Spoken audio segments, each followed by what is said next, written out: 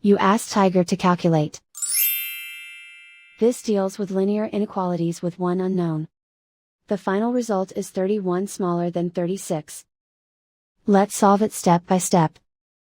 Simplify the expression. Expand the parentheses.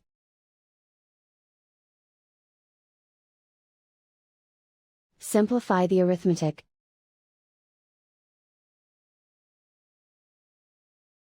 Group all x terms on the left side of the inequality. Add 6x to both sides.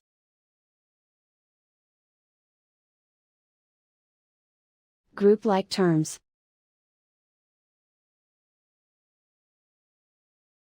Simplify the arithmetic.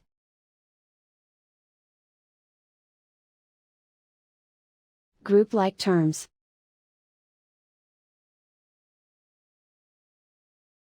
Simplify the arithmetic.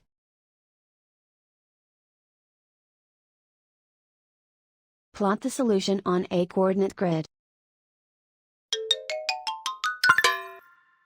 And so the final result is 31 smaller than 36.